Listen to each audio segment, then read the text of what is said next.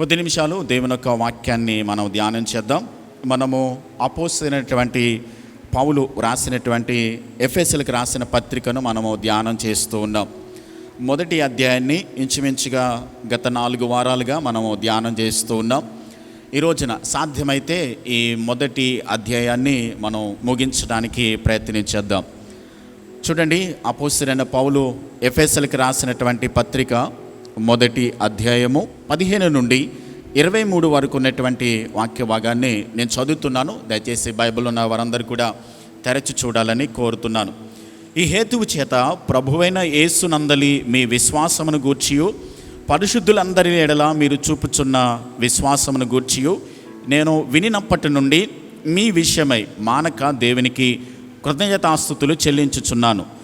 మరియు మీ మనోనేత్రములు వెలిగింపబడినందున ఆయన మిమ్మును పిలిచిన పిలుపు వలనైన నిరీక్షణ ఎట్టుదో, పరిశుద్ధులలో ఆయన స్వాస్థ్యం యొక్క మహిమైశ్వర్యం ఎట్టుదో, ఆయన క్రీస్తునందు వినియోగపరిచిన బలాతిశయమును బట్టి విశ్వసించు మన యందు ఆయన చూపుచున్న తన శక్తి యొక్క అపరిమితమైన మహాత్యం ఎట్టుదో మీరు తెలుసుకొనవలనని మన ప్రభువైన యేసుక్రీస్తు యొక్క దేవుడైన మహిమా స్వరూపియగు తండ్రి తన్ను తెలుసుకునేట యందు మీకు జ్ఞానమును ప్రత్యక్షతను గల మనస్సు అనుగ్రహించినట్లు నేను నా ప్రార్థనల యందు మిమ్మల్ని గూర్చి విజ్ఞాపన చేయుచున్నాను.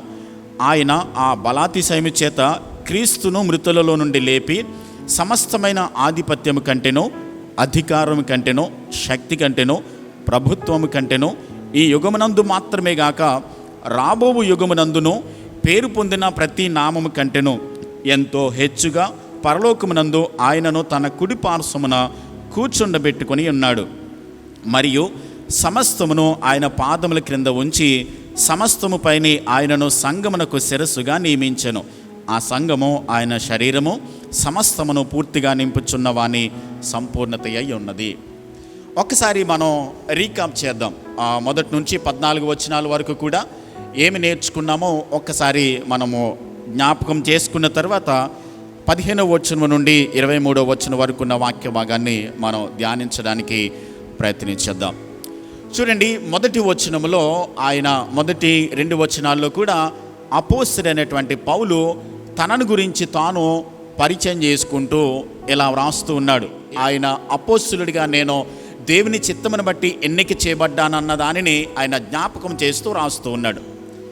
అంటే ఆయన ఏమి వ్రాయబోతున్నాడో భవిష్యత్తును గురించి ఆయన ఎరిగిన వాడై ఉండి, అంటే దేవుడు ఈ ఎఫెసీ పత్రిక ద్వారా సంఘానికి ఏ సందేశాన్ని ఇవ్వాలని ఆశపడుతున్నాడో అన్నదానిని ముందుగా గ్రహించిన వాడే భవిష్యత్తు జ్ఞానమును బట్టి ఆయన చిత్తమును బట్టి నేను అపోస్తలుడిగా ఎన్నిక చేయబడ్డాను అని ఆయన వ్రాస్తూ ఉన్నాడు. తర్వాత 3వ వచనం నుండి 14వ వచనం వరకు కూడా ఇంచుమించుగా మనం గ్రీకులో చదివితే మొదటి 3 నుండి 14 వచనాల వరకు కూడా ఒకే సెంటెన్స్, ఎక్కడ కూడా కామా కానీ ఫుల్ స్టాప్ కానీ ఎక్కడా లేదు. ఒకే వచనాన్ని, అంటే ఆ 3 నుండి 14 వచనాల వరకు కూడా ఒకే వాక్యాన్ని కంటిన్యూగా రాసుకొచ్చాడు. తెలుగులో మాత్రం మనకి వచనాల కింద డివైడ్ చేశారు, కామాలు ఫుల్ స్టాపులు పెట్టారు. కానీ గ్రీకులో మాత్రం ఒకే వచనం, ఒకే మాట, ఒకే పదం. ఎందుకనంటే దానిని ఆయన ప్రారంభించిన తర్వాత ఎక్కడ కూడా స్టాప్ చేయడానికి ఇష్టపడలేదు ఈ పౌలు గారు రాసేటప్పుడు. ఎందుకనంటే ఆయన చిత్తమును గురించి, ఆయన యొక్క ఉద్దేశాన్ని గురించి, లేకుంటే దేవుని యొక్క సంకల్పాన్ని గురించి, ప్రణాళికను గురించి వివరించడానికి ఆయన ఈ వచనాన్ని 3 నుండి 14 వచనాల వరకు కూడా ఆయన ఉపయోగించుకున్నాడు.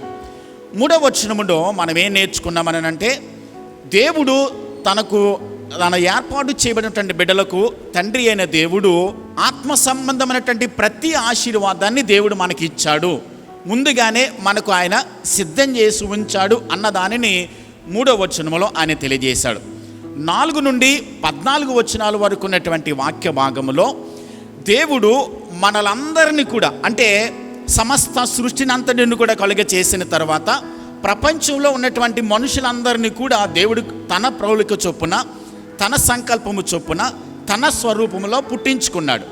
అయితే మనుషులందరూ కూడా పాపము చేసి, మనుషులందరూ కూడా దేవుని చిత్తానికి వ్యతిరేకంగా బ్రతుకుతున్నప్పుడు నిజానికి ఆయన పరిశుద్ధుడైన దేవుడు పాపం చేసిన ప్రతి వ్యక్తిని కూడా ఏం చేయాలి? శిక్షించాలి. ప్రతి వ్యక్తిని కూడా ఆయన శిక్షించి వారందరిని కూడా నరకానికి త్రోసేయాలి. కానీ అలాంటి సందర్భంలో ఆయన సంకల్పము చొప్పున, ఆయన కృపాతిశయమును బట్టి, ఆయన దయా సంకల్పమును బట్టి కొంతమందిని నాకు కావాలి అని చెప్పి దేవుడు ఎన్నుకున్నాడు. నాకు కావాలి అని చెప్పి కొంతమందిని దేవుడు ఏర్పరుచుకున్నాడు. దేవుడు నాకు కావాలి అని చెప్పి కొంతమందిని దేవుడు నిర్ణయించుకున్నాడు. ఆ నిర్ణయం చొప్పున, ఆ ప్రణాళిక చొప్పున, ఆ ఏర్పాటులో నీవున్నావు, నేనున్నాను. ఆయన సంకల్పంలో, ఆయన ఏర్పాటులో మనము ఉండడం అనేది దేవుని యొక్క, ఇది ఆయన కృపను బట్టి మాత్రమే జరిగింది. మనమేదో మంచివారమని, మనమేదో నీతిమంతులమని, మనమేదో మంచి పనులు చేశామని, పరిశుద్ధులమని దేవుడు మనల్ని ఎన్నుకోలేదు. కేవలం ఆయన కృప ద్వారా మాత్రమే సుమా, కేవలం ఆయన దయా సంకల్పము చొప్పున మాత్రమే దేవుడు మనలను ఆయన బిడ్డలుగా, ఆయన సొత్తైన బిడ్డలుగా దేవుడు ఎన్నుకున్నాడు. ఎలా ఎన్నుకున్నాడు? మన తండ్రి అయినటువంటి దేవాతి దేవుడు మనలను దత్తత చేసుకున్నాడు, అడాప్ట్ చేసుకున్నాడు. దేవుడు మనలను ఆయన ఫ్రీ డెస్టినేషన్ అంటే ముందుగానే దేవుడు ఎన్నుకొని మనలను అడాప్ట్ చేసుకుని ఆయన సంకల్పము చొప్పున ఆయన ఎదుట పరిశుద్ధులమును నిర్దోషులుగా ఉండవలనని జగత్తు పునాది వేయబడక మునిపే, అంటే సర్వలోకాన్ని సృష్టించకముందే దేవుడు మనలను కావాలని దేవుడు కోరుకున్నాడు, ఎన్నుకున్నాడు. అందుకనే దేవుడు ఏం చేశాడనంటే ఆయన కుమారుడైనటువంటి యేసుక్రీస్తును ఈ లోకానికి పంపించి పాపములో, శాపములో బ్రతుకుతున్న మనలందరినీ కూడా ఆయన రక్తము ద్వారా ఏం చేశాడు? విమోచించాడు. ఆయన విమోచించి మన పాపములకు క్షమాపణ కలిగి చేశాడు. ఆయన క్షమాపణ కలుగు చేయడం మాత్రమే కాదు, కానీ యూదులు, అన్యులు అనేటువంటి వారు వేరువేరుగా బ్రతుకుతున్నప్పుడు మనలందరినీ కూడా దేవుడు ఒక్క తాటి మీదకి తీసుకుని వచ్చి, ఎలాగా? యేసుక్రీస్తు రక్తము ద్వారా మనలను రక్షించి యూదుడని కానీ అన్యుడని కానీ వేరే భేదమేమీ లేదు, అందరూ ఒక్కరే, అందరూ కూడా క్రీస్తునందు ఏకమై ఉన్నారు, ఐక్యమై ఉన్నారు అని చెప్పని దేవుడు మనల్ని ఏం చేశాడు? ఐక్యపరిచాడు, ఒక్కటిగా చేశాడు. ఒక్కటిగా చేసి దేవుడు ఈ మర్మాన్ని ఆయన దాచిపెట్టాడు అనాదికాల సంకల్పంలో. కానీ ప్రవక్తలకు లేకుంటే పాత నిబంధన కాలంలో ఏ వ్యక్తికి కూడా దేవుడు తెలియచేయలేదు. కానీ క్రీస్తునందు ఉన్నటువంటి మనకు ఈ కృపాకాలములో అపోస్తులకు, అలాగే ప్రవక్తలకైనటువంటి వారికి, విశ్వాసులైనటువంటి మనకు దేవుడు ఆ మర్మాన్ని ఏం చేశాడు? బయలుపరిచాడు. ఈ మర్మాన్ని బయలుపరిచి ఏం చేశాడనంటే మన కొరకు దేవుడు పరలోకములో ఒక స్వాస్థ్యాన్ని ఏర్పాటు చేశాడు. తండ్రిని దేవుడు ఎన్నుకున్నాడు, తండ్రిని దేవుడు మనను దత్తత చేసుకున్నాడు, తండ్రిని దేవుడు మనను ఎంపిక చేసుకుని ఏర్పాటు చేసుకున్నాడు. యేసుక్రీస్తు ప్రభు ఏం చేశాడు? ఆయన రక్తము ద్వారా విమోచించాడు, మన పాపములను ఆయన ఏం చేశాడు? క్షమించాడు. యేసుక్రీస్తునందు మనకు స్వాస్థ్యాన్ని ఏర్పాటు చేశాడు. కేవలం యేసుక్రీస్తునందు మాత్రమే కాదు, కానీ పరిశుద్ధాత్మ దేవుణ్ణి మనకు అనుగ్రహించి ఆయన మనల్ని ఏం చేశాడంటే సీల్ చేశాడు, ముద్ర చేశాడు. మీరు ఆయనకు చెందినవారు, మనము ఆయనకి చెందిన వారము, మనము ఆయనకు మాత్రమే సంబంధించిన వారం అన్నట్లుగా దేవుడు ఏం చేశాడనంటే మనలను ముద్రించాడు ఆత్మ ద్వారా. ఇంకా లోకంలో ఉన్న ఏది కూడా మన మీద అధికారం చేయడానికి కానీ మనము దేనికి కూడా చెందిన వారము కాదు. కేవలం దేవునికి, తండ్రిని దేవునికి మనం చెందిన వారము. దేవుడు ఏం చేశాడంటే కన్ఫర్మ్ చేశాడు పరిశుద్ధాత్మ దేవుని ద్వారా. ఇక్కడ త్రియేక దేవుని యొక్క ప్రణాళిక మనకి ఇక్కడ బయలుపరచబడతా ఉండే. తండ్రిని దేవుడు ఏం చేశాడు? ఎలక్ట్ చేసుకున్నాడు, ఎన్నిక చేసుకున్నాడు. దేవుడు మనల్ని చూజ్ చేసుకున్నాడు ఈ ప్రపంచాన్ని సృష్టించకముందే. యేసుక్రీస్తు ద్వారా విమోచన, పాపక్షమాపణ, స్వాస్థ్యాన్ని దేవుడు మనకి ఇచ్చాడు. అంత మాత్రమే కాదు, పరిశుద్ధాత్మ దేవుని ద్వారా దేవుడు మనల్ని ఏం చేశాడు? ముద్రించి మనలను సంచకరువుగా దేవుడు మనకి ఆత్మదేవుని అనుగ్రహించి మనలను తన సొత్తుగా అంగీకరించాడు. ఇప్పుడు 14వ వచనం వరకు కూడా మనం ధ్యానం చేశాము. 15వ వచనం నుండి 23వ వచనం వరకు కూడా పౌలు గారు వేరే టాపిక్లోకి వెళ్తూ ఉన్నాడు. ఆయన ఏం చేశాడనంటే ఎంతవరకు ఆ నిత్య సంకల్పాన్ని గురించి, దేవుని ఏర్పాటు గురించి మాట్లాడిన తర్వాత 15వ వచనం నుండి ఎవరైతే దేవుని చేత ఏర్పాటు చేయబడ్డారో వారి కొరకు ఆయన ఏం చేస్తున్నాడంటే ప్రార్థన చేస్తూ ఉన్నాడు. 15వ వచనం నుండి 23వ వచనం వరకు కూడా ఆయన ప్రార్థన చేస్తూ నిజంగా మనము రక్షింపబడిన వారిలో ఉన్నట్లయితే మనకి ఖచ్చితంగా ఒక భరోసా మనకు ఉంటుంది. ఆ భరోసా గురించి పౌలు గారు ఏం చేస్తున్నాడని అంటే ప్రార్థన చేస్తూ ఉన్నాడు. చదువుదాం ఒక్కసారి. ఈ హేతువు చేత ప్రభువైన యేసుక్రీస్తునందలి మీ విశ్వాసమును గూర్చియు పరిశుద్ధులందరి ఎడల మీరు చూపుచున్న విశ్వాసమును గూర్చియు నేను వినినప్పటి నుండి మీ విషయమై మానక దేవునికి కృతజ్ఞతాస్తుతులు చెల్లించుచున్నాను. ఇక్కడ విశ్వాసం అనేటువంటి చోట రెండు మాటలు ఉపయోగించబడ్డాయి. నిజానికి మనం గ్రీకులో గనక దీని అర్థాన్ని చూస్తే దేవుని యందు మనకి విశ్వాసము, పరిశుద్ధులందరి ఎడల 4 అనేటువంటి అంకె వేసి క్రింద ప్రేమ అని వ్రాయబడింది. అంటే దేవుని పట్ల మనకున్నదేంటి? విశ్వాసం. మన తోటి వారి పట్ల మనం చూపించాల్సిందేంటి? ప్రేమ. అంత మాత్రమే కాదు, దేవుని మీద మనకి విశ్వాసం ఉన్నప్పుడు తోటివారి పట్ల మనం ప్రేమను చూపిస్తున్నప్పుడు మనలో కలిగేది ఏంటనంటే కృతజ్ఞతా భావం అనేది కలుగుతుంది అన్న దానిని పౌలు గారు ఇక్కడ ప్రార్థన చేస్తూ ఉన్నాడు. ఒక మాట మనం గుర్తుపెట్టుకోవాలి. ఇప్పుడు మనమందరము కూడా ఎక్కడ చేర్చబడ్డామనంటే దేవుని కుటుంబంలో చేర్చబడ్డాం. ఎందుకు చేర్చబడ్డాం? యేసుక్రీస్తు ఆయన రక్తము ద్వారా విమోచింపబడ్డాము కాబట్టి ఆయన రక్తము చేత విమోచింపబడిన ప్రతి ఒక్కరు కూడా దేవుని కుటుంబంలో చేర్చబడ్డాం. దేవుని కుటుంబంలో మనం అందరికీ కూడా దేవుడు ఏం చేశాడనంటే స్వాస్థ్యాన్ని మనకిచ్చాడు. దేవుడు పరలోకములో ఉన్నటువంటి ఆశీర్వాదాన్ని, దీవెనను ఆయన కుటుంబంలో ఉన్న ప్రతి ఒక్కరికి కూడా అనుగ్రహించాడు. ఆయన కుటుంబంలో ఉన్నటువంటి మనము ఎలా నడవాలి, ఎలా మాట్లాడాలి, ఎలా జీవించాలి, ఎలా బ్రతకాలి అన్న దానిని మనకు ముందుగా తెలియదు. కానీ ఆత్మదేవుని ద్వారా దేవుడు మనకేం చేశాడు? నేర్పిస్తూ ఉన్నాడు. గతంలో నేను ఒకసారి జ్ఞాపకం చేశాను. ఒక వ్యక్తిని ఎవరైనా అడాప్ట్ చేసుకున్నారనుకోండి, దత్తత చేసుకున్నారనుకోండి, దత్తత చేసుకున్నటువంటి ఏ కుటుంబమైనా, ఏ వ్యక్తి అయినా, ఏ బిడ్డ అయినప్పటికీ కూడా ఆ బిడ్డ తప్పకుండా ఆ ఇంటిలోకి అడాప్ట్ చేయబడినటువంటి మొట్టమొదటి రోజునే ఆ ఇంటిలో ఉన్న పద్ధతులన్నీ కూడా తెలియదు. ఎలా కూర్చోవాలి, ఎలా మాట్లాడాలి, ఎలా డ్రెస్ చేసుకోవాలి, ఇవన్నీ కూడా మొట్టమొదటి రోజున దత్తత చేయబడినటువంటి బిడ్డకు మొట్టమొదటి రోజున తెలియదు. ఏం చేస్తారు? దత్తత చేయబడినటువంటి ఆ బిడ్డకు ఒక ఆయాను పెట్టి, లేకుంటే ఒక దాదీని పెట్టి ఆ ఇంటిలో ఉన్నటువంటి పద్ధతులన్నీ కూడా, ఆహారపు అలవాట్లన్నీ కూడా, అక్కడ నేర్చుకోవాల్సినటువంటి పద్ధతులు, పరిస్థితులన్నీ కూడా ఆ దాది ఏం చేస్తుంది? నేర్పిస్తూ ఉంటుంది. ఈ ఇంట్లో ఉన్న పద్ధతులు ఇలాగా, ఈ ఇంట్లో ఉన్నటువంటి విధానం ఇలాగా, ఇలా ఉండాలి అని చెప్పని దాది నేర్పించిన ప్రకారము ఏం చేస్తుందంటే ఆ బిడ్డ ఖచ్చితంగా ఎదుగుతున్న కొలది ఏం చేసుకుంటారు? నేర్చుకుంటారు. అలాగే దేవుని ఇంటిలోకి మనము దత్తత చేయబడినటువంటి మనకందరికీ కూడా దేవుని ఇంటిలో ఉన్న పద్ధతులన్నీ కూడా మొట్టమొదటి రోజునే మనకు తెలియదు.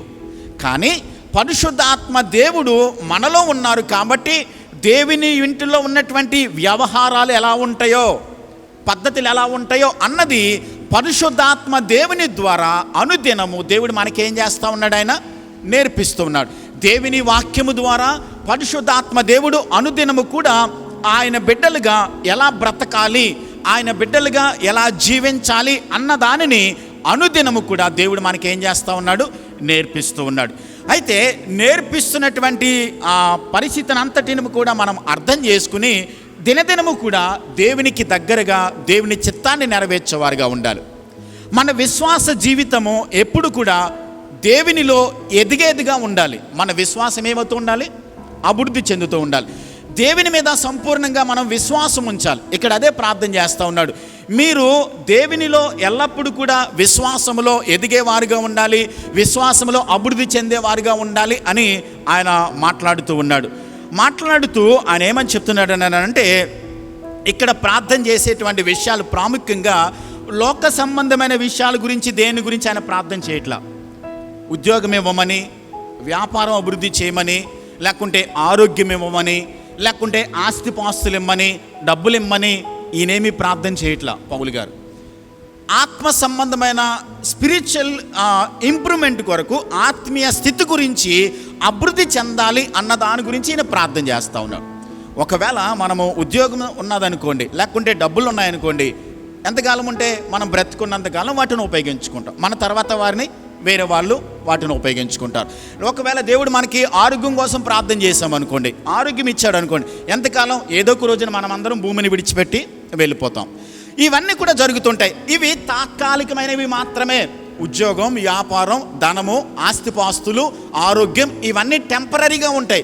కానీ మనము నిత్యము కూడా యుగయుగాలు ఉండబోయేటువంటి నిత్య ఆశీర్వాదాల కోసం ఆయన ప్రార్థన చేస్తూ ఉన్నాడు. ఏమన్నానంటే, మీరు సంపూర్ణంగా దేవుని మీద మాత్రమే విశ్వాసం ఉంచండి. రెండవది ఏంటన్నానంటే, మీ తోటి వారి పట్ల ఏం చూపించాలి?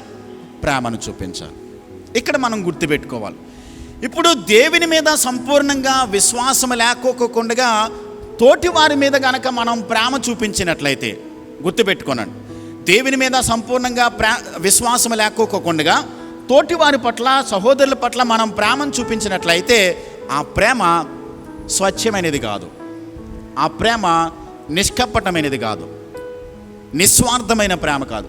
ఇప్పుడు దేవునితో కనెక్షన్ లేకోకుండా మన తోటి వారి పట్ల ప్రేమను చూపించేది అది స్వార్థపూరితమైంది, అందులో నిష్పక్షపాతమైనది కాదు.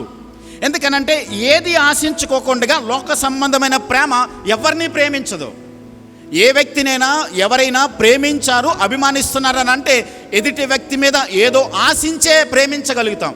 కానీ నిజమైనటువంటి దైవిక ప్రేమ ఏది ఆశించదు, అది నిజమైనటువంటి ప్రేమ. పౌలు గారు ఏమని ప్రార్థన చేస్తున్నాడనంటే, మీరు నిజమైనటువంటి విశ్వాసాన్ని దేవుని మీద కలిగి ఉండండి.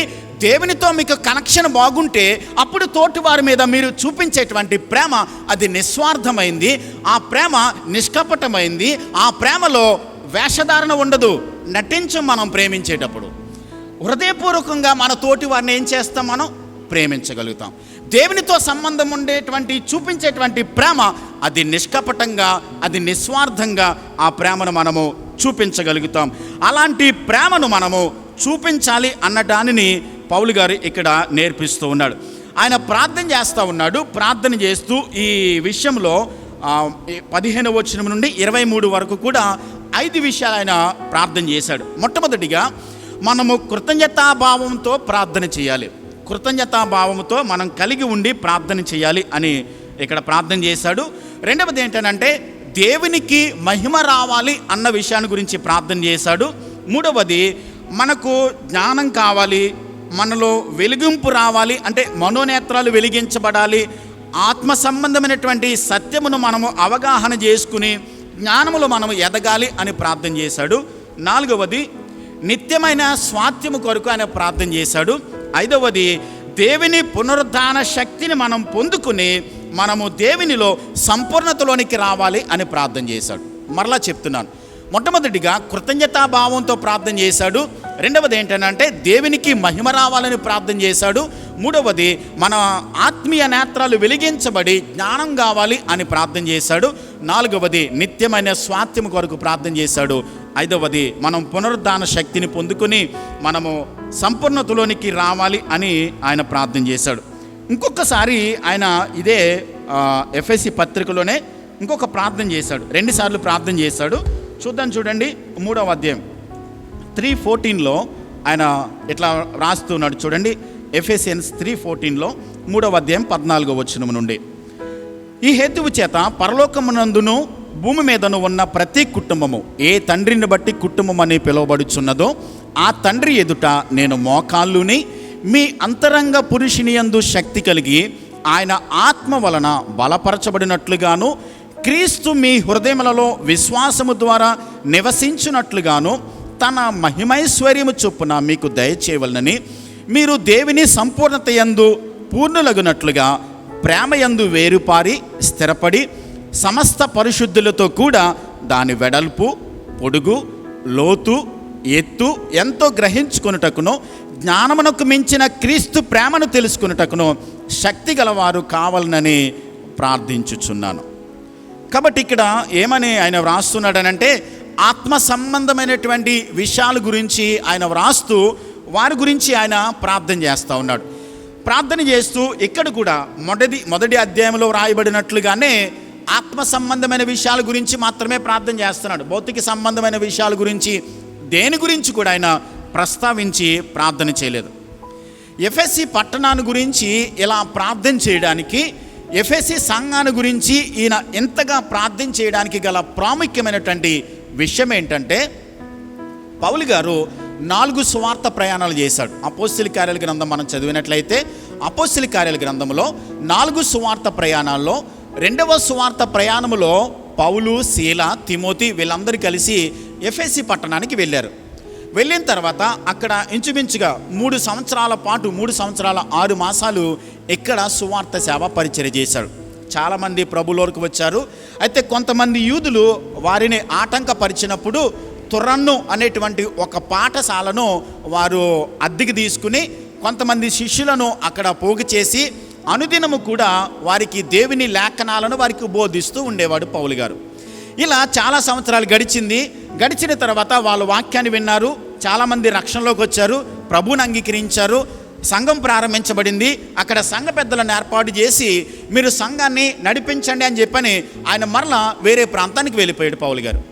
వెళ్ళిపోయిన తర్వాత ఆ సంఘాన్ని గురించి మరలా ఆయన ఏం మాట్లాడుతున్నాడనంటే, 3వ సువార్త ప్రయాణంలో మరలా ఏం చేశాడనంటే, ఎఫెసీ పట్టణానికి రాలేదు కానీ మిలేతు అంటే కొరింథీ పట్టణానికి దగ్గరలో ఉన్నటువంటి మిలేతు అనేటువంటి ప్రాంతానికి వచ్చి ఎఫెసీ పట్టణంలో ఉన్నటువంటి సంఘ పెద్దలకు కబురు పెట్టాడు.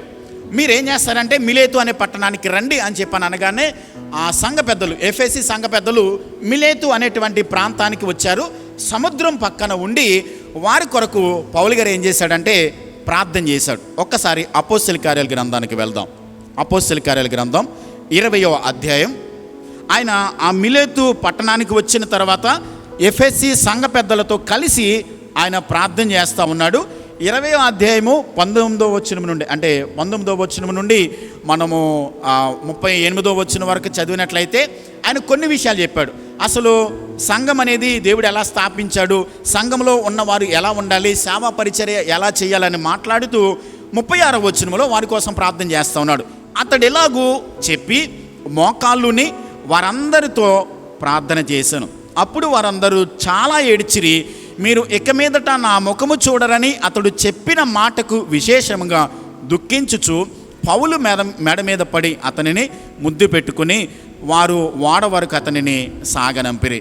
ఎఫెసీ సంఘ పెద్దలతో కలిసి ఎప్పుడైతే ఆ ప్రార్థన చేశాడో, ఇంకా మీరు నా ముఖము చూడరని చెప్పని ఎప్పుడైతే అతడు చెప్పాడో, వారందరితో కలిసి అతడు కలిసి ప్రార్థన చేసినప్పుడు వారందరూ కూడా కలిసి ఏడ్చినట్లుగా, అతనిని ప్రేమించినట్లుగా మనం చూస్తూ ఉన్నాం. అయితే ఎఫెసీ పట్టణము పరిస్థితి ఎలా ఉందని అంటే, విశ్వాసములో దేవుని ప్రేమలో చాలా అభివృద్ధిలోనికి వచ్చారు. ఎలాగనంటే 3.5 సంవత్సరాలు అక్కడ ఉండి సేవ చేశాడు కాబట్టి, వాక్యం చెప్పాడు కాబట్టి ఎఫెసీ పట్టణము ప్రేమలో చాలా అభివృద్ధి స్థాయిలోకి వచ్చింది. ఎఫెసీ పట్టణానికి 7 పత్రికలు రాయబడ్డాయి. అపోస్తలుడైన పౌలు గారు ఎఫెసీ పత్రిక రాశాడు. అంత మాత్రమే కాదు, తిమోతి ఎఫెసీ పట్టణంలో పాస్టర్గా పనిచేశాడు.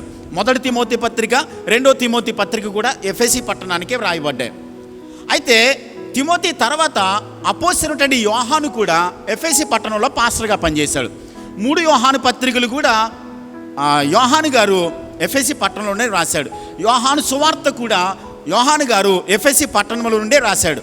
ప్రకటన గ్రంథంలో ఎఫెసీ సంఘానికి లెటర్ రాశాడు. ఎఫెసీ సంఘానికి 7 సంఘాలకు రాసినటువంటి వాటిలో ఎఫెసీ సంఘానికి అని రాశాడు కదండి, మొదటి సంఘానికి. ఈ లెటర్ కూడా ఎఫెసీ పట్టణానికి రాశారు. ఈ పత్రికలన్నీ కూడా, ఈ సువార్తలన్నీ కూడా ఎఫెసీ పట్టణంలోనే వ్రాయబడ్డాయి. సువార్త ఎఫెసీ పట్టణం నుండి ఆసియా ఖండం అంతా కూడా ప్రకటించబడడానికి కారణమయ్యింది. ఇప్పుడు ఎఫెసీ పట్టణాన్ని గురించి ఇంత శ్రద్ధ కలిగి పౌలు గారు ఎందుకు ప్రార్థన చేస్తున్నాడనంటే, వాళ్ళు 2 విషయాల్లో చాలా ఉన్నతమైన స్థాయిలో ఉన్నారు. ప్రేమలో ఉన్నతమైన స్థాయిలో ఉన్నారు, విశ్వాసములో దేవుని మీద ఆధారపడుతూనే ఉన్నారు. ఇప్పుడు కొంతకాలం గడిచిన తర్వాత ఏం జరిగిందనంటే, ప్రేమలో వారు మెల్లగా తగ్గిపోతూ వచ్చారు. దేవుడు వారిని ప్రేమించాడు.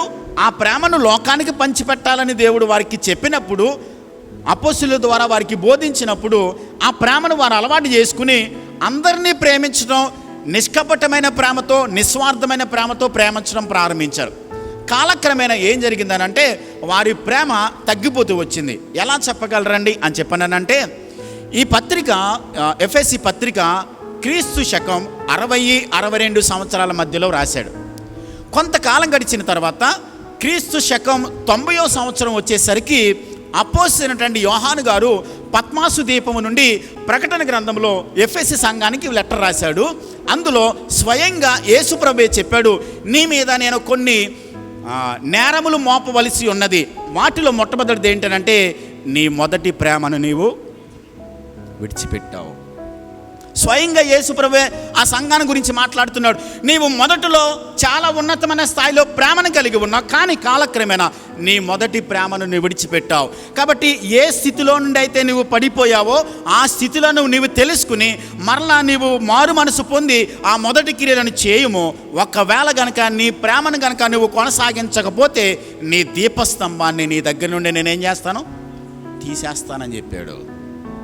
తీసేస్తానన్నాడు. ఇప్పుడు ఎఫెసీ పట్టణం లేదు, ఎఫెసీ సంఘం కూడా లేదు. ఎందుకో తెలుసా? యేసు ప్రభు స్వయంగా చెప్పాడు, నీ మొదటి ప్రేమను గనక నువ్వు మరలా తెచ్చుకొని నువ్వు మారు మనసు పొంది మరలా తిరిగి మారు మనసు పొంది ఆ మొదటి ప్రేమను, నిష్కపటమైన దేవుని ప్రేమను నువ్వు కలిగి ఉంటే నేను నిన్ను ఉంచుతాను. లేకపోతే ఏమన్నాడు దేవుడు? దీపస్తంభాన్ని తీసేస్తానన్నాడు. వారు మారు మనసు పొందలేదు, ఆ మొదటి ప్రేమను మరలా తెచ్చుకోలేదు. దేవుడు ఏం చేశాడు తెలుసా? ఆ సంఘాన్ని పూర్తిగా తీసేశాడు. దేవుని వాక్యం ఏమని బోధిస్తుందని అంటే, అటు దేవుని మీద విశ్వాసం, తోటి వారి పట్ల కూడా ప్రేమను మనము ఖచ్చితంగా కొనసాగించే వారిమై ఉండాలి. ఈ రెండు కూడా విశ్వాస జీవితానికి చాలా ప్రాముఖ్యమని అనే సత్యాన్ని వాక్యం మనకి స్పష్టంగా నేర్పిస్తుంది. దేవుని ప్రేమను కలిగి ఉండడం, విశ్వాసాన్ని కలిగి ఉండడం మాత్రమే కాదు, కానీ కృతజ్ఞత అనేది చాలా ప్రాముఖ్యం విశ్వాస జీవితానికి. కృతజ్ఞత లేనటువంటి జీవితం పాపముతో సమానం. సర్వసాధారణంగా ఎవరైనా మనకి హెల్ప్ చేశారనుకోండి, గ్లాసుడు మంచినీళ్ళు ఇస్తే మనం ఏం చేస్తాం? వందనాలయ్యా, థ్యాంక్ యూ అయ్యా చెప్తాం కదండి. ఇప్పుడు దేవుడు మన పట్ల ప్రేమను చూపిస్తూ ఉన్నాడు, దేవుడు మన పట్ల కనికిరాన్ని చూపిస్తూ ఉన్నాడు. మనకు కావలసిన అన్నిటినీ కూడా మనం ఎఫెసీ పత్రిక 1వ అధ్యాయంలో మనం ధ్యానం చేసాం. ఇప్పుడు మనకు కావలసిన సమస్తాన్ని కూడా దేవుడు ముందుగానే సిద్ధం చేసి ఉంచాడు. మనకి ఏది కావాలి, ఏది అవసరతగా ఉంది, ఏది మనకు అక్కరగా వస్తుంది అన్న దానిని భవిష్యత్తు జ్ఞానాన్ని బట్టి దేవుడు మనకు సమస్తాన్ని సిద్ధం చేసి ఉంచాడు. 1వ అధ్యాయం 3వ వచనం ప్రకారం మనకు పరలోక సంబంధమైన ప్రతి ఆశీర్వాదాన్ని దేవుడు మనకి ఇచ్చాడు. అయితే విశ్వాసము ద్వారా మాత్రమే వాటన్నిటిని కూడా మనం ఏం చేయగలుగుతాం? పొందుకోగలుగుతాం. కాబట్టి దేవుడు మనకు కావలసిన అన్నిటినీ ఇచ్చాడు. కాబట్టి సమస్తాన్ని ఇస్తున్న దేవుని పట్ల మనం ఏం కలిగి ఉండాలి? కృతజ్ఞత కలిగి ఉండాలి, గ్రాటిట్యూడ్ ఉండాలి.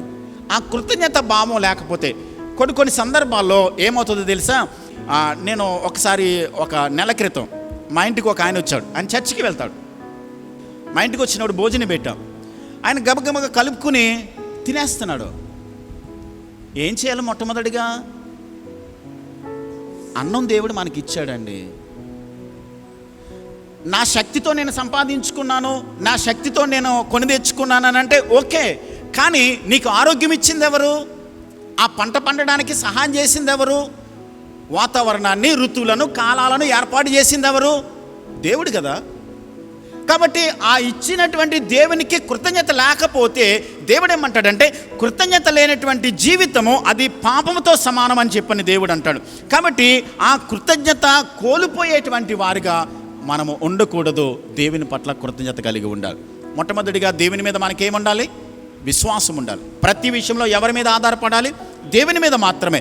సంపూర్ణంగా దేవుని మీద ఆధారపడడం మనకు చేతనైతే యోహాను సువార్త 15వ అధ్యాయం 8వ వచనంలో జాన్ 15:18లో నాయందు మీరును మీ యందు నా మాటలు నిలిచి ఉన్న ఎడల మీకేది ఇష్టమో అడుగుడి, అప్పుడు అదన్నీ కూడా దేవుడు ఏం చేస్తాడు? మీకు అనుగ్రహిస్తాడు.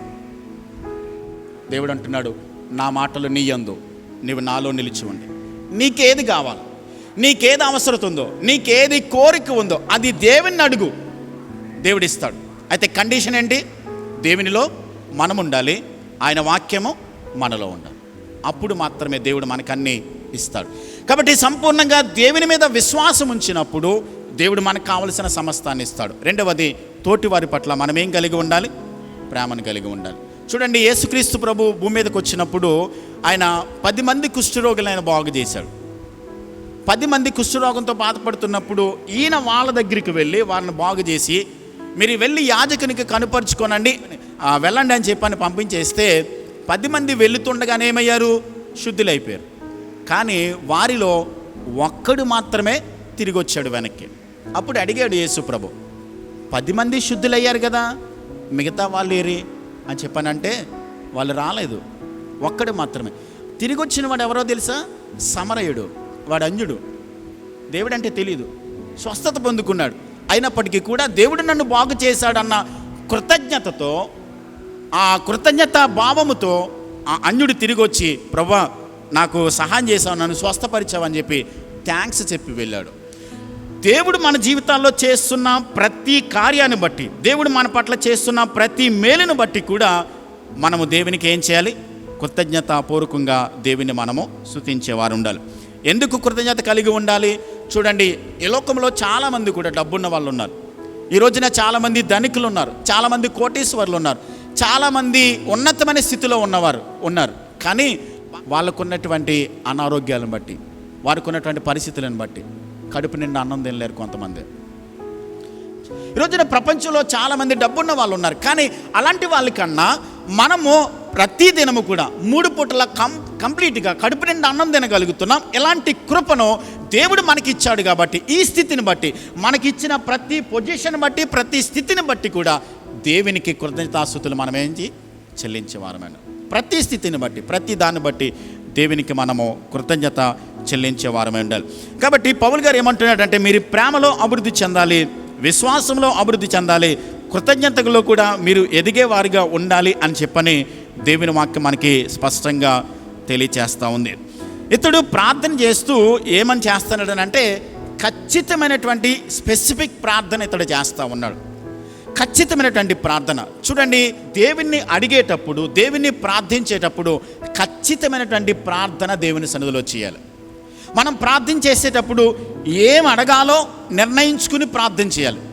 ఏది పడితే అది దేవుని దగ్గరికి వెళ్ళిపోయి వ్యర్థమైనటువంటి మాటలు ఉచ్చరింపవద్దు అనేటువంటి సత్యాన్ని వాక్యం మనకి స్పష్టంగా చెప్తుంది. పాత నిబంధన గ్రంథంలో దానియేలు ఉన్నాడు. దానియేలు ప్రార్థన చేశాడు.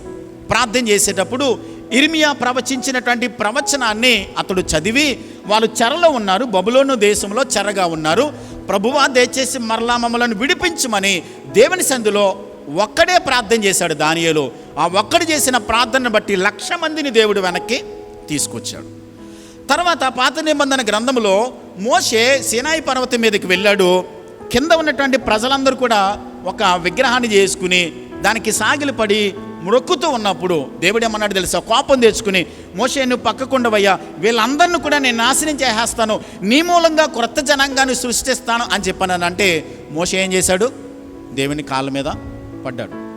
దేవుని దగ్గర ప్రార్థన చేసినప్పుడు దేవుడు అతన్ని ప్రార్థన ఆలకించి ఆ 1,00,000 మంది అయినటువంటి ఇశ్రాయేలీయులందరినీ కూడా దేవుడు ఏం చేశాడు? క్షమించాడు. నెహెమ్యా ప్రార్థన చేశాడు. నెహెమ్యా దేవుని సన్నిధిలో ప్రార్థన చేశాడు. అతడు ఎక్కడో ఉన్నాడు, అతనికి ఉద్యోగం బాగుంది, అతని ఉద్యోగం తర్వాత అవసరమైతే రిటైర్మెంట్ తర్వాత పెన్షన్ కూడా రావచ్చు, అలాంటి ఉద్యోగం చేస్తున్నాడు రాజుగారి దగ్గర. కానీ యెరూషలేము పట్టణంలో ప్రజలు, యెరూషలేము పట్టణం కాలిపోయి గోడలు కూలిపోయి అస్తవ్యస్తంగా ఉన్నటువంటి ఆ యెరూషలేము కొరకు నెహెమ్యా 120 రోజులు ప్రార్థన చేశాడు. 120 రోజులు. ఎందుకు ప్రార్థన చేయాలి? ప్రార్థన చేసేటప్పుడు క్రైస్తవ విశ్వాస జీవితానికి ప్రార్థన అనేది చాలా ప్రాముఖ్యం. ప్రార్థన అనేది ఇక్కడ నేను ఒక ప్రశ్న అడగాలనుకుంటున్నాను మిమ్మల్ని అందరినీ కూడా. కనీసం వారానికి ఒక్కరోజైనా ఉపవాసం ఉండి ప్రార్థన చేసే అలవాటు మనకుందా? ఒక్కరోజు, వారానికి ఒక్కరోజైనా ఫాస్టింగ్ ఉండి ఉపవాసం ఉండి ప్రార్థించే అలవాటు ఉందో లేదో చేతులు ఎత్తమని నేను అడగను, కానీ మీ మనసాక్షిని మీరే చెక్ చేసుకోండి. దేవుడు ఎంత కృప చూపించి ప్రపంచంలో పాపము చేత నరకానికి వెళ్ళిపోతున్న ప్రజలలో నుండి దేవుడు మనల్ని రక్షించి పరలోకానికి వారసులు చేశాడు. మనల్ని నిత్యదేవానికి వారసులుగా చేసినటువంటి మనలను కనీసం వారానికి ఒక్కరోజైనా ఉపవాసం ఉండి నశించిపోతున్న వారి కొరకు, మన కుటుంబం కొరకు, మన కుటుంబం యొక్క భద్రత కొరకు ప్రార్థించవలసిన బాధ్యత మనకు ఉంది కదండి, ఉంది కదా. కనీసం ఒక్కరోజైనా ఉపవాసం ఉండి ప్రార్థన చేయకపోతే మనది సరైన భక్తి కాదంటాను నేను. భక్తి కాదనంట. ఈ రోజున మనం రక్షింపబడిన తర్వాత ఇంచుమించుగా సంవత్సరాలు గతించిపోవచ్చు, ఒకవేళ 2 సంవత్సరాలు, 5 సంవత్సరాలు, 10 సంవత్సరాలు, 30 సంవత్సరాలు, 40 సంవత్సరాలు అయ్యిందేమో మనం దేవునిలోనికి వచ్చి. కానీ దేవునిలో మన ఆత్మీయ స్థితి ఎదగకుండా ఉన్నట్లయితే బైబిల్ ప్రకారం ఏమంటారో తెలుసా? దాన్ని, ఈ మాట చెప్పడానికి నేను బాధపడుతున్నాను, కానీ చెప్పక తప్పదు. దాన్ని ఏమంటారంటే బైబిల్ ప్రకారం మరగుజ్జుతనం అంటారు. మరగుజ్జుతనం. మీకు పుట్టినటువంటి బిడ్డ 2వ సంవత్సరం, 3వ సంవత్సరం వరకు పాలు తాగుతాడు. 10వ సంవత్సరం వచ్చే వరకు పాలు తాగుతూనే ఉన్నాడు, అన్నం తినట్లా. ఎలా ఉంటుంది మీకు ఆలోచించండి, ఎలా ఉంటుంది? మన పుట్టినటువంటి బిడ్డ 10 సంవత్సరాలు వచ్చినా వాడు బలమైన ఆహారం తీసుకోకుండా, వాడంతటా వాడి పనులు వాడు చేసుకోకుండా ఉన్నట్లయితే కన్న తల్లిదండ్రులుగా మనకి చాలా బాధ ఉంటుంది. కానీ మనలను దేవుడు కన్నాడు, మనలను ఏర్పాటు చేసుకున్నాడు. ఆయన కుమారుడైన యేసయ్యనే మన కోసం బలిగా ఇచ్చేశాడు. ఆత్మ దేవుని మనకు సంచకరుగా ఇచ్చి పరిశుద్ధాత్మ దేవుని మన హృదయాల్లో పెట్టాడు. మనకు కావలసిన అన్నిటినీ దేవుడు సమస్తాన్ని అనుగ్రహిస్తూ ఉన్నాడు. అలాంటి దేవుని పట్ల, అలాంటి దేవునిలో మనము దినదినము కూడా ఎదిగేవారిగా ఆత్మీయ స్థితిలో మనము ఉన్నతమైన స్థాయికి రాకపోతే, నాకు తెలిసినటువంటి చాలామందితో నాకు పరిచయాలు ఉన్నాయి. వాళ్ళు 10 సంవత్సరాలు 20 సంవత్సరాలు ఉన్నప్పటికీ కూడా వారు దేవునిలో ఎదగలేకుండా ఎక్కడున్నారో అక్కడే ఉన్నారు. వాళ్ళు ఎదుగుదల లేదు. దేవునికి ప్రార్థించే విషయంలో, బైబిల్ చదివే విషయంలో, సాక్ష్యం చెప్పే విషయంలో, ఎదుటి వాళ్ళకి సువార్త చెప్పే విషయంలో, ఎదుటి వారి పట్ల మనము ప్రేమగా సహవాసంలో ఎదిగే విషయంలో, ఇవన్నీ ఎదగాలగానే కదా దేవుడు మనల్ని రక్షించుకున్నది. సంఘము క్రీస్తు యొక్క శరీరం. We are the body of Christ. మనందరం కూడా మన శరీరంలో కాలు, చెయ్య ఇవన్నీ కూడా మనలో పనిచేస్తున్నాయి కాబట్టి మన సర్వ శరీరం ఆరోగ్యంగా ఉంటుంది. మన శరీరంలో ఉన్న ఏ అవయవం పని చేయకపోయినప్పటికీ కూడా ఏమంటాం మనం? ప్యారలైజ్ వచ్చింది, ఆరోగ్యవంతంగా లేదు వ్యక్తి, పక్షవాతం వచ్చింది అంటాం. ఒక చెయ్యి పనిచేయకపోతే, కాలు పనిచేయకపోతే పక్షవాతం వచ్చింది, ఆరోగ్యంగా లేడు ఆ వ్యక్తి.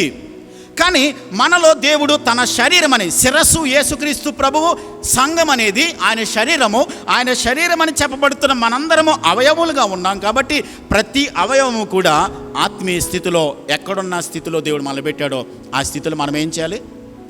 ఎదగాలి, అభివృద్ధి చెందాలి. ప్రార్థనలో, వాక్యం చదవటంలో, సాక్ష్యం చెప్పడంలో, సువార్త ప్రకటించడంలో, అనేక మందికి సహాయం చేసే విషయంలో, ఇవన్నీ కూడా ఎదగకపోతే ఎప్పుడు ఎదుగుతామండి? మనం ఎప్పుడు పరిపూర్ణతలోనికి వస్తాం? ఎప్పుడు సంపూర్ణతలోనికి రాగలుగుతాం? ఎప్పుడు క్రీస్తు శరీరము సంపూర్ణంగా ఎప్పుడు మనము ఆయనలో అభివృద్ధి చెందగలుగుతాం? కాబట్టి మనమే ఒక్కసారి ప్రార్థన విషయంలో, అన్ని విషయాల్లో చెక్ చేసుకోవాలని దేవుని వాక్యాన్ని బట్టి నేను తెలియజేస్తూ ఉన్నాను. మరొక విషయాన్ని ఆయన ప్రార్థన చేస్తూ ఉన్నాడు. చూడండి, ఎఫెసీ పత్రిక 1వ అధ్యాయం 17వ వచనాన్ని చదువుతున్నాం. ఎఫెసీ పత్రిక ఎఫెసియన్స్ 1:17లో, మరియు మీ మనోనేత్రములు వెలిగింపబడినందున ఆయన మిమ్మును పిలిచిన పిలుపు వలనైన నిరీక్షణ ఎట్టుదో, పరిశుద్ధులలో ఆయన స్వాస్థ్యం యొక్క మహిమైశ్వర్యం ఎట్టుదో, ఆయన క్రీస్తునందు వినియోగపరిచిన బలాతిశయమును బట్టి విశ్వసించు మనయందు ఆయన చూపుచున్న తన శక్తి యొక్క అపరిమితమైన మహాత్యం ఎట్టిదో మీరు తెలుసుకొనవలనని మన ప్రభువైన యేసుక్రీస్తు యొక్క దేవుడైన మహిమా స్వరూపయగు తండ్రి తన్ను తెలుసుకునేటందు మీకు జ్ఞానమును ప్రత్యక్షతు గల మనస్సు అనుగ్రహించినట్లు నేను నా ప్రార్థనలందు మిమ్మును విజ్ఞాపన చేయుచున్నాను. ఇక్కడ చాలా విషయాలు ఆయన రాశాడు. మొట్టమొదటిది ఏంటంటే, మీ మనోనేత్రాలు ఏం చేయబడాలి? వెలిగించబడాలి. మీ మనోనేత్రాలు వెలిగించబడాలి. కళ్ళున్నాయి మనకందరికీ, కానీ మన స్పిరిచువల్ ఐస్ ఒకవేళ కనుక అది చూడకపోతే, అంటే ఆత్మ సంబంధమైనటువంటి మనోనేత్రాలు వెలిగించబడకపోతే ఏమవుతుంది అని అంటే, భవిష్యత్తులో దేవుడు ఏమి సిద్ధం చేసి ఉంచాడో, దేవుని సంకల్పములో దేవుడు మన పట్ల ఏ ప్రణాళిక కలిగి ఉన్నాడన్నది మనకు అర్థం కాదు. మన మనోనేత్రాలు వెలిగించబడకపోతే, దేవుని చిత్తం అర్థం కాకపోతే ఎలా బ్రతుకుతాం లోకంలో? దేవుడు మనోనేత్రాలు మనకు వెలిగించాలి, ఆ వెలిగింపు మనకి కలుగ చేయాలని పౌలు గారు ప్రార్థన చేస్తూ ఉన్నాడు. ఎందుకు మనోనేత్రాలు వెలిగించాలనంటే, గుర్తుపెట్టుకోనండి, మనం ప్రతిరోజు కూడా వాక్యం చదువుతారు కదండి. అందరూ ఉదయం లేవగానే వాక్యం చదువుతారు కదా, చదువుతారా లేదా? చదువుతారు. ఓకే. వాక్యం చదువుతున్నప్పుడు చదువుతున్నటువంటి వాక్యము మనకు అర్థమయ్యే విధంగా దేవుడే సహాయం చేయాలి. గుర్తుపెట్టుకున్నాడు. బైబిల్ చదువుతున్నప్పుడు వాక్యము కనుక మనకు అర్థం కాకపోతే న్యూస్ పేపర్ చదివినా బైబిల్ చదివినా ఒకటే, ఏం తేడాల. దీన్ని ఏమంటారంటే ఇల్యుమినేషన్ అంటారు. అంటే మనకి మనోనేత్రాలు వెలిగించబడడం, ఆ తెరుపు అంటే తెర తీయడం, ఆ వెలిగింపు, ఆ తెర తీయడం అనేది మనకు అర్థమయ్యే విధంగా ఎవరు చేస్తారనంటే మనలో ఉన్నటువంటి పరిశుద్ధాత్మ దేవుడు. ఆ మనలో ఉన్నటువంటి పరిశుద్ధాత్మ దేవుడు మనము చదువుతున్నటువంటి లేఖనాలను అర్థమయ్యే విధంగా మనకు సహాయం చేస్తాడు. అందుకని మనం బైబిల్ చదివే ప్రతిసారి కూడా మీరేమని ప్రార్థన చేయాలి తెలుసా? ప్రభువా, మీ వాక్యాన్ని నేను చదువుతున్నది నాకు అర్థమయ్యేనట్లుగా, నా మనోనేత్రాలు వెలిగించబడినట్లుగా నాకు సహాయం చేయమని పరిశుద్ధాత్మ దేవుని సహాయాన్ని మీరు కోరుకుంటే పరిశుద్ధాత్మ దేవుడు మీరు చదువుతున్నది మీకు అర్థమయ్యే విధంగా సహాయం చేస్తాడు. కొన్నిసార్లు చదువుకుంటూ వెళ్ళిపోతాం కానీ ఏం అర్థం కాదు. కానీ ఎక్కడో ఒక చోట ఒక్క వాక్యం పట్టుకుంటుంది మనల్ని. సర్వసాధారణంగా చాలాసార్లు చదివాం ఆ మాట, చాలాసార్లు చదివాం ఆ అధ్యాయం, కానీ సడన్గా ఒక్క మాట గుర్తుకొచ్చి ఆ మాట పట్టుకుని దేవుడు మనతో మాట్లాడుతుంటాడు. ఎప్పుడో తెలుసా? ఆత్మదేవుడు మనకి ఆ వెలిగింపు, ఆ మనోనేత్రాల యొక్క ఆ వెలుగును మనకి ఇవ్వకపోతే, ఆ జ్ఞానాన్ని గనక మనకి ఇవ్వకపోతే బైబిల్ మనకు అర్థం కాదు. ఎందుకని? వ్రాసింది ఎవరు? పరిశుద్ధాత్మదేవుడే వ్రాయించాడు. ఆయన వ్రాయించాడు కాబట్టి, ఆయన గ్రంథకర్త కాబట్టి, వ్రాయించిన ఆయన మనకు పక్క నుండి దానిని వివరిస్తే తప్ప, మనకి దాన్ని ఎక్స్ప్లెయిన్ చేస్తే తప్ప బైబిల్ ఎవరికి అర్థం కాదు. కాబట్టి పరిశుద్ధాత్మ దేవుని యొక్క సహాయాన్ని మనం కోరుకోవాలి. అంత మాత్రమే కాదు, మనోనేత్రాలు వెలిగించబడాలని ప్రార్థన చేస్తూ 19వ వచనంలో ఆయన మిమ్మును పిలిచిన పిలుపు వలనైన నిరీక్షణ ఎట్టుదో, పరిశుద్ధులలో ఆయన స్వాస్థ్యం యొక్క మహిమైశ్వర్యం ఎట్టుదో. పరిశుద్ధులలో ఆయన స్వాస్థ్యం యొక్క మహిమైశ్వర్యం. చూడండి, ఇక్కడ స్వాస్థ్యం గురించి మాట్లాడుతున్నాడు, పరిశుద్ధుల గురించి మాట్లాడుతున్నాడు. అంటే పరిశుద్ధులైన వారందరికీ కూడా దేవుడు ఏమి ఏర్పాటు చేశాడన్నమాట? స్వాస్థ్యాన్ని ఏర్పాటు చేశాడు. ఎక్కడ? పరలోకంలో దేవుడు మనకి స్వాస్థ్యాన్ని ఏర్పాటు చేశాడు. అయితే ఆ స్వాస్థ్యమే ఎవరనంటే కింద వచనాల్లో చదువుకుంటూ వెళ్తే మనమే ఆయన స్వాస్థ్యమని వాక్యం సెలవిస్తూ ఉంది. మనమే దేవుని స్వాస్థ్యముగా దేవుడు మనను ఏర్పాటు చేసుకున్నాడు. ఆయన స్వాస్థ్యముగా ఏర్పాటు చేయబడినటువంటి మనలో దేవుడు ఏం చేశాడనంటే కింద వచనాల్లో ఒక మాట చదువుదాం. పరిశుద్ధులలో ఆయన స్వాస్థ్యం యొక్క మహిమైశ్వర్యం ఎట్టుదో, ఆయన క్రీస్తునందు వినియోగపరిచిన బలాతిశయమును బట్టి విశ్వసించు మనయందు, ఈ మాటను గమనించండి, విశ్వసించు మనయందు ఆయన చూపుచున్న తన శక్తి యొక్క అపరిమితమైన మహాత్యం ఎట్టుదో మీరు తెలుసుకొనవలనని. చూడండి, ఇప్పుడు లోకంలో బ్రతుకుతున్న మనలను యేసయ్య తన రక్తమిచ్చి, తన స్వరక్తమిచ్చి సంపాదించి తన సొత్తుగా చేసుకున్నాడు, రక్షించి స్వాస్థ్యముగా మనల్ని ఏర్పాటు చేసుకుని ఇక్కడ పౌలు గారు ఏమని మాట్లాడుతున్నాడంటే ఈ మాటలు చాలా జాగ్రత్తగా గమనించాను. విశ్వాస జీవితానికి చాలా అవసరం ఈ మాటలు. ఇప్పుడు యేసుక్రీస్తు ప్రభువు 3వ దినాన్న ఎలా లేచాడైనా? దేని ద్వారా లేచాడైనా? పునరుద్ధాన శక్తి ద్వారా లేచాడు. పరిశుద్ధాత్మ దేవుని యొక్క శక్తి ద్వారా 3వ దినాన్న సజీవుడిగా ఆయన ఏం చేశాడు? తిరిగి లేచాడు. పునరుద్ధానుడే తిరిగి లేచి పరలోకానికి ఆరోహుడై వెళ్ళి తండ్రి కుడి పార్శ్వన ఆయన ఆసీనుడిగా ఉన్నాడు. ఇప్పుడు యేసుక్రీస్తు ప్రభువును పరిశుద్ధాత్మ దేవుడు తన శక్తి ద్వారా ఎలాగైతే తిరిగి లేపి జీవాన్నిచ్చి బ్రతికించాడో అదే శక్తిని దేవుడు పరిశుద్ధులలో పెట్టాడంటున్నాడు ఆయన. అంటే ఆ పునరుద్ధాన శక్తిని పరిశుద్ధులైనటువంటి వారందరూ కూడా దేవుడు పెట్టాడు అని ఈయన వ్రాస్తున్నాడు. చూడండి, ఆయన క్రీస్తునందు వినియోగించిన బలాతిశయమును బట్టి విశ్వసించు మనయందు ఆయన చూపుచున్న తన శక్తి యొక్క అపరిమితమైన మహాత్యం ఎట్టిదో. అంటే ఆయన తన శక్తిని, తన మహత్యాన్ని, తన ప్రభావాన్ని దేవుడు మనలో పెట్టాడు. ఇప్పుడు మనలో ఉంచినటువంటి ఆ పునరుద్ధాన శక్తి 2 పనులు చేస్తుంది. ఎలాగనంటే ఈ పునరుద్ధాన శక్తి ద్వారా దాన్ని ఏమన్నారనంటే గ్రీకులో డ్యునామిస్ అన్నారు. ఈ డ్యునామిస్ అనేటువంటి 2 పదాల కలయిక. ఇంతకుముందు చాలాసార్లు చెప్పాను. డైనమైట్ అలాగే డైనమో అనేటువంటి 2 పదాల కలయిక ద్వారా డ్యునామిస్ అనేటువంటి పదం వచ్చింది.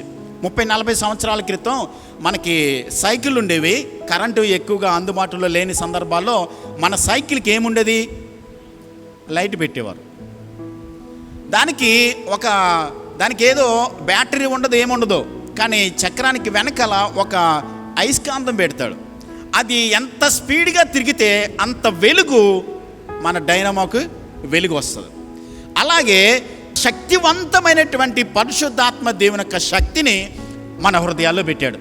కానీ ఇప్పుడు మనకి ఏమని ప్రార్థన చేస్తున్నాడు అంటే, మీ మనోనేత్రాలు వెలిగించబడి మీలో ఉన్న పవర్ ఏంటో, మీలో ఉన్న శక్తి ఏంటో అసలు మీకు అర్థం అవ్వాలని నేను ప్రార్థన చేస్తున్నాను అంటున్నాడు.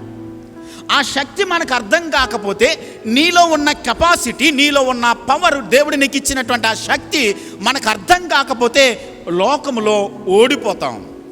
ఈ రోజున చాలామంది క్రైస్తవులు సంఘానికి వచ్చి ప్రార్థన చేస్తూ, వాక్యాన్ని చదువుతూ, బల్లలో చేవేస్తూ కూడా ఇంకా చాలామంది పాపంలో బ్రతుకుతున్నారు.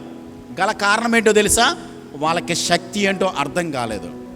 దేవుడు వాళ్ళలో పెట్టినటువంటి ఆ యొక్క పవర్ ఏంటో వాళ్ళకి అర్థం కాలేదు. అందుకనే ఇంకా పాపంలో బ్రతుకుతున్నారు, ఇంకా పాపంలోనే జీవిస్తారు. సంఘానికి వస్తారు, ప్రార్థన చేస్తారు, బైబిల్ చదువుతారు, పాపాన్ని విడిచిపెట్టరు.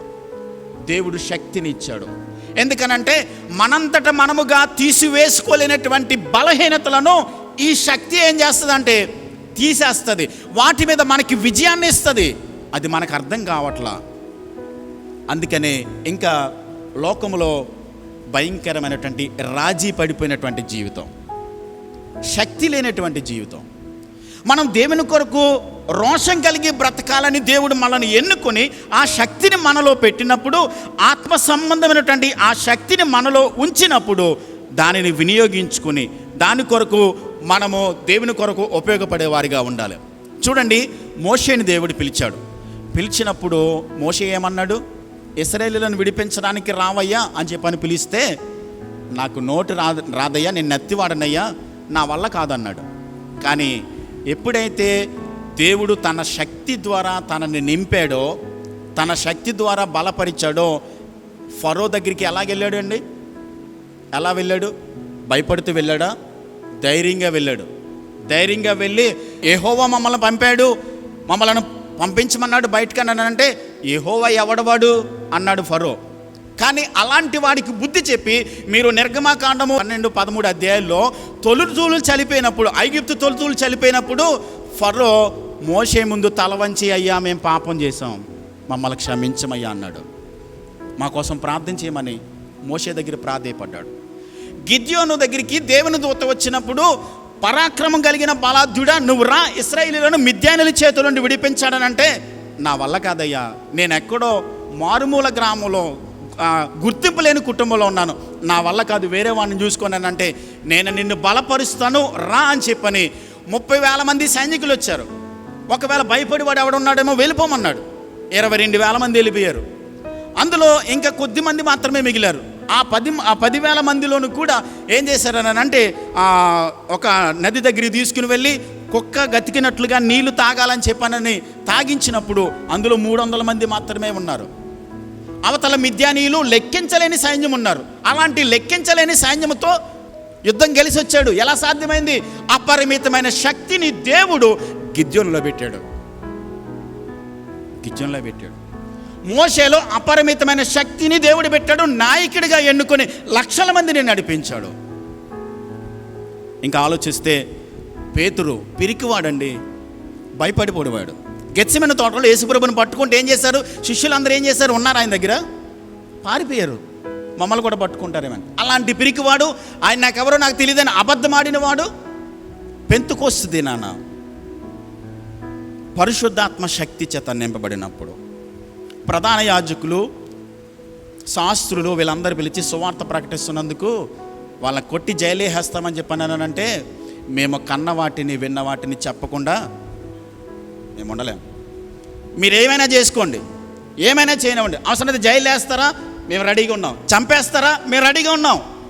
అంత ధైర్యం ఎక్కడొచ్చింది? ఒకప్పుడు గెత్సెమనే తోటలో పారిపోయాడు, నాకు తెలియదని అబద్ధమాడాడు. అలాంటి పేతురు ఇప్పుడు ప్రధాన యాజకుడి ముందు మాట్లాడుతున్నాడు, నువ్వేం చేసినా ఐ డోంట్ కేర్, సిద్ధంగా ఉన్నాం, చచ్చిపోవడానికి కూడా సిద్ధంగా ఉన్నాం. ఎంత ధైర్యం ఎక్కడొచ్చింది? పరిశుద్ధాత్మ అపరిమితమైన శక్తి చేత నింపబడిన తర్వాత అదే శక్తి నీలోను నాలోను ఉంది. మనకు అర్థం కావట్లా. దేవుడు పెట్టాడు. పాపమును జయించడానికి, లోకములో విజయాన్ని సాధించడానికి, లోకంలో రోషం కలిగి బ్రతకడానికి చిన్న చిన్న విషయాలకి రాజీ పడిపోతాం మనం. చిన్న చిన్న విషయాలకి మనకు కావలసిన అన్నిటిని ఇవ్వగలిగిన కన్న తండ్రిని కలిగి ఉన్నాం మనం. ఒక్క మాట చేత సమస్త సృష్టిని కలుగ చేసిన శక్తిమంతుడైన దేవుణ్ణి కలిగి ఉన్నాం మనం. ఎక్కడ రాజీ పడాల్సిన అవసరం లేదు, ఎవరికి తల వంచాల్సిన అవసరం లేదు. గౌరవిద్దాం, అధికారులను అందరినీ గౌరవించాలని బైబిల్ చెప్తుంది. గౌరవించాలి, కానీ ఎవరికి భయపడాల్సిన అవసరం లేదు. ఆ అపరిమితమైన శక్తి యొక్క కెపాసిటీ ఏంటో, మనలో ఉన్న క్యాపబిలిటీ ఏంటో మనకు అర్థమైతే, పునరుద్ధాన శక్తి ద్వారా తిరిగి లేచాడు యేసు ప్రభు. ఆ పునరుద్ధాన శక్తినే దేవుడు యాజ్ ఇట్ ఈజ్గా మనలో పెట్టాడు. పరిశుద్ధాత్మ దేవుడు మనలో ఉన్నాడు. క్రీస్తు సారూప్యతలోనికి మలచబడడానికి, క్రీస్తులా మనం బ్రతకడానికి ప్రభు ఆ శక్తిని పెట్టాడు. ఈరోజు నా శక్తి ఏంటో అర్థం కాక చాలామంది పాపంలో బ్రతుకుతున్నారు, రాజీ పడిపోతున్నారు. చిన్న చిన్న విషయాలకి రాజీ పడిపోతారు. ఏదైనా మనకి కలిసి వస్తుందంటే అబద్ధం ఆడేసి దాన్ని తెచ్చుకోవడానికి ప్రయత్నం చేస్తారు. దేవుడు ఇవ్వలేడండి, మనకు కావలసిన అన్నిటిని ఇవ్వలేడా? మనం అబద్ధాలు ఆడి, లంచాలు ఇచ్చి, లేకుంటే ఫేక్ సర్టిఫికెట్లు పెట్టి రకరకాలు చేయాల్సిన అవసరం లేదు. సర్వశక్తి కలిగిన దేవుడు ఆయన ఆజ్ఞాపిస్తే అన్నీ మనకి సమకూర్చబడతాయి. ఏది కావాలో అన్నీ మనకి ఇస్తాడు. ఆ దేవుని మీద ఆధారపడటం, పరిపూర్ణమైన విశ్వాసం మనకి లేక, ఆ శక్తి యొక్క ప్రభావం ఏంటో మనకు అర్థం చేసుకోలేక, ఆ శక్తి ప్రకారం మనము జీవించలేక మనకి చేత కావట్లేదు. ఇలా బ్రతకాలని దేవుడు ఏం చేశాడంటే మనల్ని నమ్మి రక్షణ ఇచ్చాడు. ప్రపంచంలో చాలామంది ఉన్నారండి, చాలామంది గొప్ప వాళ్ళు ఉన్నారు. వాళ్ళని రక్షించలా, వాళ్ళని దేవుడు విమోచించలా. నిన్ను నన్ను విమోచించుకున్నాడు. ఎందుకో తెలుసా? నిన్ను నన్ను నమ్మాడు. ఆయన నమ్మాడు. నువ్వు ఆయనకి పనికి వస్తావని, నువ్వు ఆయన కొరకు బ్రతుకుతావని, నువ్వు ఆయన కొరకు నమ్మకమైన వ్యక్తిగా బ్రతుకుతావని, నమ్మకమైన సాక్షిగా జీవిస్తావని, నీ జీవితం ద్వారా అనేక మందిని వెలుగులోనికి, చాలామంది చీకట్లో ఉన్న ప్రజలను తీసుకొస్తావని నమ్మి రక్షించాడు, రక్షణనిచ్చాడు.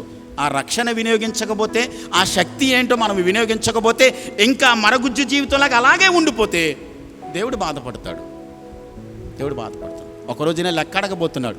నీకు ఇచ్చిన ప్రతి ఆశీర్వాదాన్ని గురించి, నీకు ఇచ్చిన ప్రతి దీవెన గురించి, ఇచ్చిన ప్రతి విధమైనటువంటి దేవుడిచ్చిన శక్తిని బట్టి, దేవుడిచ్చిన ఆశీర్వాదాలన్నిటిని బట్టి లెక్క అడగబోతున్నాడు.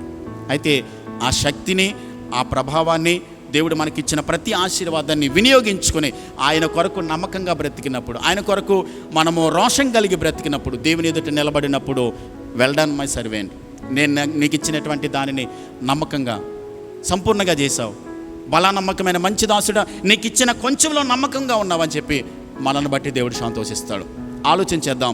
దేవుడు మనలో పెట్టినటువంటి ఆ శక్తి ప్రభావం ఏంటో మనకి ఇంకా అర్థం కాకపోతే, కొన్నిసార్లు మనం అనుకుంటాం. ఈ రోజున చాలామంది, మీరు ఆలోచించండి, చాలామంది సాక్ష్యాలు మీరు వింటున్నప్పుడు, నేను బాగా త్రాగుబోతునండి, బాగా తిరిగిపోతునండి, బాగా వ్యభిచారనండి, దేవుడు నన్ను పట్టుకున్నాడు, నన్ను మార్చాడనేటువంటి సాక్ష్యాలు చాలా విన్నాం. అలాంటి వ్యక్తిని మార్చగలిగింది ఏంటి? దేవుని శక్తి. దేవుని శక్తి. అయితే అదే శక్తి దేవుడు మనలో పెట్టాడు. కొన్నిసార్లు మనం మానేద్దాం అనుకుంటాం, ఇక విడిచిపెట్టేద్దాం అనుకుంటాం, అది చేయకూడదు అనుకుంటాం. కానీ కావాలని అందులోనే మనం పాపంలో బ్రతుకుతుంటాం, కావాలని అదే పాపాన్ని చేస్తూ ఉంటాం. అయితే దేవుని శక్తిని మనం వినియోగించుకుంటే, పరిశుద్ధాత్మ దేవుని సహాయం మనం కోరుకుంటే, మనం ఏదైతే చేయాలని అనుకుంటున్నామో అది చేయకోకుండా, ఏ పాపంలోకి వెళ్ళిపోవాలని మనల్ని ప్రేరేపించబడుతున్నామో ఆ పాపం వైపు వెళ్ళకోకుండా పరిశుద్ధాత్మ దేవుడు శక్తినిస్తాడు, నిలబెడతాడు. ఆయన మహిమ కొరకు మనం వాడబడడానికి, ఆయన కొరకు పనికొచ్చే పాత్రలుగా ఉండడానికి దేవుడు మనల్ని వాడుకుంటాడు. తలలు వంచండి, కళ్ళు మూయండి, చెప్పబడిన వాక్యాన్ని జ్ఞాపకం చేసుకుని ప్రార్థన చేద్దాం. విశ్వసించే మనయందు దేవుడు తన అపరిమితమైనటువంటి శక్తిని దేవుడు మనలో పెట్టాడు. ఆ శక్తిని మనం వినియోగించుకుంటూ దేవుని సహాయాన్ని కోరుకుందాం. కొన్ని వచనాలు మాత్రమే మనం ధ్యానం చేయగలిగాం. దేవుడు అద్భుతమైనటువంటి తన యొక్క శక్తిని గురించి, మనము దేవుని మీద ఉండాల్సినటువంటి విశ్వాసాన్ని గురించి, తోటి వారి పట్ల మనం చూపించవలసిన ప్రేమను గురించి, దేవుడు మన పట్ల చూపిస్తున్న ఆయన కృపను బట్టి మనము ఎల్లప్పుడూ కృతజ్ఞత కలిగి ప్రభువును మనం సేవించే వారిగా ఉండాలని దేవుని వాక్యం మనకి స్పష్టంగా నేర్పిస్తూ ఉంది. ఎవరికి వాళ్ళే వ్యక్తిగతంగా ప్రార్థన చేద్దాం. మనలను మనమే పరీక్షించుకుందాం. దేవుని పైన విశ్వాసం ఉందా లేదా పరీక్షించుకుందాం. తోటి వారి పట్ల ప్రేమను చూపించగలుగుతున్నామా లేదా ఒకసారి పరీక్షించుకుందాం. దేవుడు మన మనోనేత్రాలు వెలిగించాలని ప్రభువుని అడుగుదాం. ప్రభువా, మీ వాక్యము చదువుతున్నప్పుడు మీ చిత్తమును నేను గ్రహించినట్లుగా నా మనోనేత్రాలు వెలిగించమని ప్రభువుని అడుగుదాం. దేవుడు తన అపరిమితమైన మహాశక్తిని దేవుడు మనలో పెట్టాడు. ఆ శక్తి ద్వారా మనము దేవుని కొరకు నమ్మకంగా, రోషం కలిగి, పౌరుషం కలిగి దేవుని కొరకు నమ్మకస్తులుగా బ్రతకాలని దేవుడు కోరుతున్నాడు.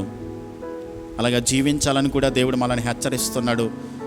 ఒకవేళ దేవుని కొరకు ఇంతకాలం నమ్మకంగా బ్రతికి సన్నగిలిపోయామేమో, ఆత్మీయ స్థితిలో ఇంకా మనము అభివృద్ధి చెందలేకపోతున్నామేమో, దేవుని కొరకు చేయాల్సిన పనులు ఇంకా మనం చేయకోకుండా పక్కన పెట్టేసి నిర్లక్ష్యంగా ఉన్నామేమో, ఈరోజే పశ్చాత్తాపడదాం. మారు మనసు పొంది దేవుని దగ్గర అడుగుదాం. దేవా, మీరు నాలో ఉంచిన ఆ అపరిమితమైన మీ మహాత్మ్యం యొక్క శక్తిని, పరిశుద్ధాత్మ దేవుని యొక్క పునరుద్ధాన శక్తిని నేను గ్రహించి వినియోగించుకుంటూ ప్రభా, లోకంలో దేనికి రాజీ పడుకోకుండా, పాపముతో నేను ఏకీభవించకుండా మీ చిత్తాన్ని, మీ వాక్య ప్రకారం నేను జీవించడానికి మీ కృపనివ్వండి అని ప్రార్థన చేద్దాం. ప్రేమ కలిగిన మా ప్రియ పరలోకపు తండ్రి, మీ శ్రేష్టమైన నామమునకు స్తోత్రాలు, వందనాలు ప్రభా. ఎంత మంచి దేవుడవు తండ్రి, మమ్మలను ప్రేమించావు ప్రభా. జగత్తు పునాది వేయబడక మునిపే మీ ప్రేమ చేత, మీ కృపలో మమ్మలను ఎన్నుకున్నందుకే స్తోత్రాలు. మేము మంచివారమని, గొప్పవారమని కాదు, కేవలం మీ దయా సంకల్పము చొప్పున మమ్మలను ఎన్నుకున్నందుకే స్తోత్రాలు. పౌలు గారు చేసినటువంటి ప్రార్థనను మేము ధ్యానిస్తూ ఉన్నాం ప్రభా.